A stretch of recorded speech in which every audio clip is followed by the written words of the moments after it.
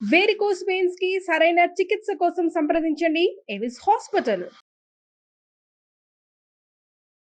Welcome to Suman TV. నేను మీ Suman TV Nag. ఇప్పుడు గనక మన మహారాష్ట్ర ఎలక్షన్స్ రిజల్ట్స్ చూస్తే అందులో పవన్ కళ్యాణ్ గారి హవా కూడా ఉంది అని చెప్పేసి చెప్పడంలో ఏమాత్రం సందేహం లేదు. అయితే మహారాష్ట్ర ఎలక్షన్స్కి సంబంధించినటువంటి వాటిల్లో జనసేనాని సనాతనాని అయ్యారా అనేటువంటి ప్రతి ఒక్కరూ కూడా దానికి సంబంధించినటువంటి మాటలు మాట్లాడుకుంటూ ఉన్నారు. పూర్తి అప్డేట్ ఈరోజు మనతో పాటు హైకోర్టు అడ్వకేట్ రవీంద్రనాథ్ గారు ఉన్నారు. అది వారి మాట్లాడి తెలుసుకుందాం. Hello sir. హాయ్ అండి నాగరాజ్ గారు. మహారాష్ట్ర ఎలక్షన్స్ గురించి మాట్లాడుకోవాలి అని అంటే డెఫినెట్గా పవన్ కళ్యాణ్ గారి గురించి మాట్లాడుకోవాల్సినటువంటి పరిస్థితి వాళ్ళ. సో ఎంటైర్ ఎపిసోడ్ మీద మీ ఒపీనియన్ ఏంటి సార్? ముఖ్యంగా మహారాష్ట్ర ఎన్నికల్లో విజయం సాధించినటువంటి మహాయుతి కూటమికి మన అభినందన తెలుపుతూ, మోడీ గారికి మరొకసారి అభినందన తెలుపుతూ, మోడీ గారితో పాటు ఇంపార్టెంట్గా ముఖ్యంగా అభినందించాల్సిన వ్యక్తి ఎవరంటే మన కొణిదెల పవన్ కళ్యాణ్ గారు. ముఖ్యంగా జన సైనికులందరికీ కూడా ఈ ముఖతః వారందరికీ వన్స్ అగైన్ అభినందన తెలుపుతూ ఉన్నాం. ఎందుకంటే కేవలం మహారాష్ట్రలో ఇప్పటివరకు మన భారతదేశ స్వాతంత్రం వచ్చినప్పటి నుంచి ఈ రోజు వరకు కూడా ఒక తెలుగువాడు ఆ ప్రాంతానికి వెళ్ళి ఒక ఇన్ఫ్లుయెన్స్ చేయడం అనేది ఇప్పటివరకు చరిత్రలో ఎక్కడ కూడా జరగలేదు నాగరాజ్ గారు. ఎప్పుడూ లేదు. మహారాష్ట్ర అన్నటువంటి ఏదైతే మరట్వాడ ప్రాంతం ఉందో రాజకీయాలు మొత్తం దేశాన్ని శాసించే అక్కడ ఉన్నటువంటి వాణిజ్య రాజధాని ముంబై ఎంటైర్ భారతదేశానికి క్యాపిటల్గా, ఫైనాన్షియల్ క్యాపిటల్గా ఉంటూ కూడా ఒక భారతదేశాన్ని ఎంటైర్ కంట్రోల్ చేస్తున్నటువంటి మహారాష్ట్ర ఉంది. ఒక విధంగా చెప్పాలంటే మన భారతదేశానికి ఒక హార్ట్, అంటే ఒక ఆయువు పట్టు ప్రాంతం మహారాష్ట్ర అని. ఎప్పుడు యూపీ ఎట్లా ఉంటుందో యూపీకి తర్వాత నెక్స్ట్ ప్రాంతం చెప్పుకోవాలంటే మహారాష్ట్ర. అట్లాంటి మహారాష్ట్ర ఎన్నికల మీద యావత్ దేశం కూడా ఒక చూపు చూస్తున్నారు. ఇటువంటి సందర్భంలో ఒక తెలుగువాడైనటువంటి ఒక మన వ్యక్తి, మన తెలుగువాడు మన దగ్గర నుంచి ఒక వెళ్తున్న ప్రాంతం వ్యక్తిగా ముందుగా కొన్ని విమర్శలు వచ్చాయి. పవన్ కళ్యాణ్ గారు అంత ఇన్ఫ్లుయెన్స్ చేయగలుగుతారా, నేషనల్ పాలిటిక్స్లో ఇన్ఫ్లుయెన్స్ చేయగలుగుతారా అని ఏదైతే ఒక డౌట్ రేజ్ చేశారో, ఈరోజు మాత్రం ఎక్కడైతే మనకు తెలుగు రాష్ట్రాల్లో అవుట్ ఆఫ్ 100కి 100 మార్క్స్ ఎలా తెచ్చుకున్నారో, ఈరోజు ఆయన ఎక్కడెక్కడైతే ప్రచారం చేశారో ఆ ప్రచారం చేసిన ప్రతి ప్రాంతంలో కూడా పూర్తి మెజారిటీతోటి బీజేపీ పూర్తిగా విన్ అవ్వడం ఒక శుభసూచకంగా చెప్పుకోవచ్చు. ఈ ఇన్ఫ్లుయెన్స్ నాట్ ఓన్లీ ఒక మహారాష్ట్ర మీద కాదు, రాబోయే తెలంగాణ ఎలక్షన్స్లో కూడా పవన్ కళ్యాణ్ గారి యొక్క ప్రభావం ఉంటుందని ఒక చిన్న సూచన దీని ద్వారా తెలియడం జరిగింది. ఎందుకని ఈ మాట చెప్పడానికి సాధిస్తున్నానంటే, రేవంత్ రెడ్డి గారు కూడా వెళ్ళి మహారాష్ట్ర ప్రాంతంలో కొన్ని ప్రాంతాలు, ముఖ్యంగా ఈ మహారాష్ట్ర తెలంగాణ ప్రాంతానికి బోర్డర్గా ఉన్న సరిహద్దు ప్రాంతాల్లో ఈ లాటూర్ అయితేనేమి, షోలాపూర్, లాటూర్, ఈ ప్రాంతాల్లో పూర్తిగా కొంతవరకు తెలుగు వాళ్ళు 50% ఉంటారు. అటు తెలుగు వారు అయితేనే మహారాష్ట్ర వాళ్ళు. ఈ ప్రాంతాల్లో పూర్తిగా వీళ్ళు ఒక ప్రచారం చేసినప్పుడు రేవంత్ రెడ్డి గారు ఎక్కడెక్కడైతే ప్రచారం చేశారో 100కి 0 మార్క్స్ వచ్చినాయి.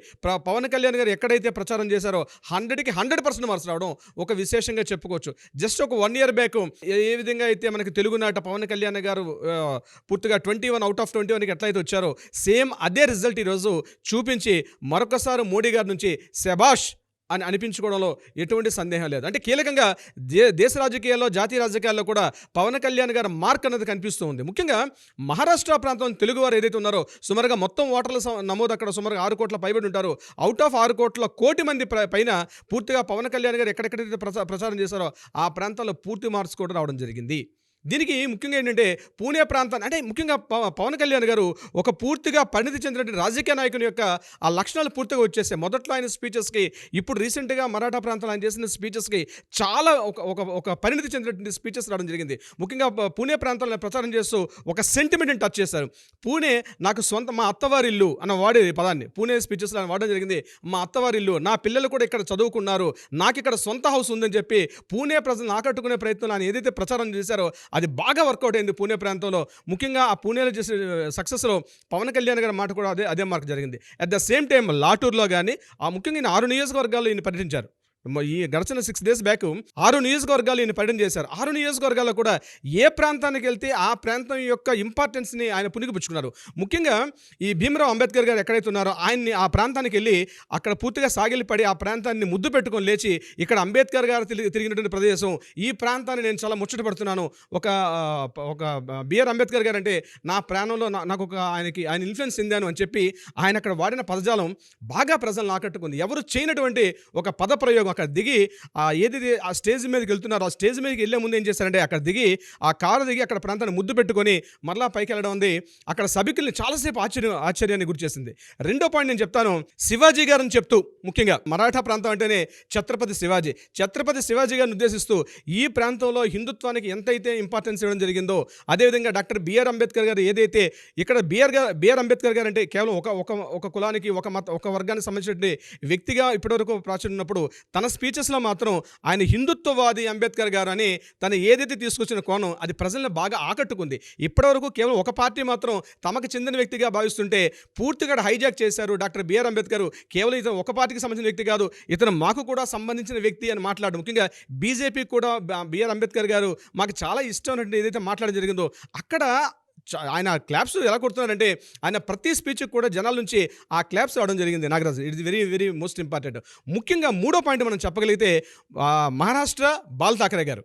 ఇక్కడ బాల్ ఠాకరే గారు అయిపోయిన తర్వాత పార్టీ రెండుగా చీలిపోయింది. శివసేన పార్టీ 2 పార్ట్స్గా చీలిపోయింది.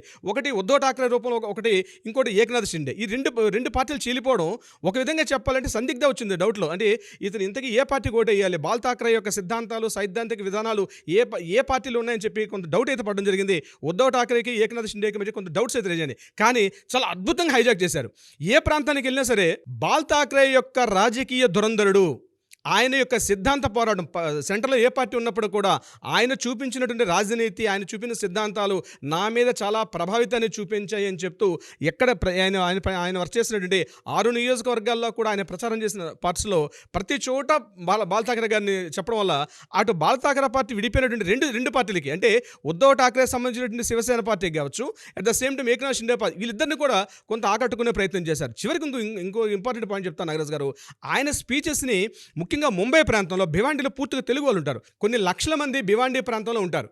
సో ఆ ప్రాంతంలో పవన్ కళ్యాణ్ గారు చెప్పిన స్పీచెస్ అన్ని కూడా వాళ్ళు సోషల్ మీడియాలో వాట్సాప్ గ్రూప్ ఏర్పాటు చేసుకుని, జనసేన వాట్సాప్ గ్రూప్ ఏర్పాటు చేసుకుని మనం కొన్ని వీడియోస్ కూడా చూసాం. ఎస్పెషల్లీ ముంబై జనసేన పార్టీ అని చెప్పి ఒక గ్రూప్ ఏర్పాటు చేసుకుని వీళ్ళందరూ కూడా ఆయన స్పీచెస్ని మరలా ఫార్వర్డ్ చేసుకుంటూ వినడం. అంటే ఒక పూర్తిగా పరిణతి చెందిన నాయకుడిగా మనకు 100% కనిపిస్తున్నారు పవన్ కళ్యాణ్ గారు. ఈయనకి బంగారు భవిష్యత్తు ఉందని చెప్పడంలో ఈ యొక్క ఎన్నిక నాట్ ఓన్లీ ఒక స్టేట్ ఒక్కటే కాదు, రాబోయే తెలంగాణ ఎన్నికల్లో కూడా తనకంటూ ఒక ముద్ర వేస్తారు. దీనికి నిదర్శనం ఏంటంటే వారాహి యాత్ర స్టార్ట్ చేసింది కొండగట్టు ఆంజనేయ స్వామి దగ్గర నుంచి. అది కూడా తెలంగాణ ప్రాంతం, ముఖ్యంగా ఈ మహారాష్ట్రకి దగ్గరగా ఉన్నటువంటి కొండగట్టు ప్రాంతం కరీంనగర్లో ఉంటుంది.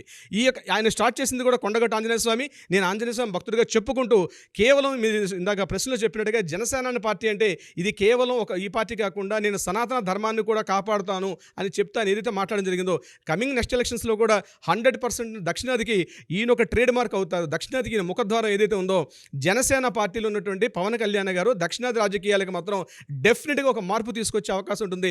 కమింగ్ కర్ణాటక కావచ్చు, తమిళనాడు కావచ్చు, అట్ ద సేమ్ కేరళ వరకు నేను చెప్పలేను, కానీ కర్ణాటక తమిళనాడు రాజకీయాల్లో కూడా తనదంటూ ఒక ముద్రను వేయడంలో పవన్ కళ్యాణ్ 100% సక్సెస్ అవుతారు నాగరాజు గారు, నో డౌట్ ఎట్ ఆల్. చూద్దామండి రాబోయే రోజుల్లో ఏ విధంగా ఉంటుంది అనేది. Anyways thank you so much Ravindranath గారు. Thank you so much Nagaraju గారు.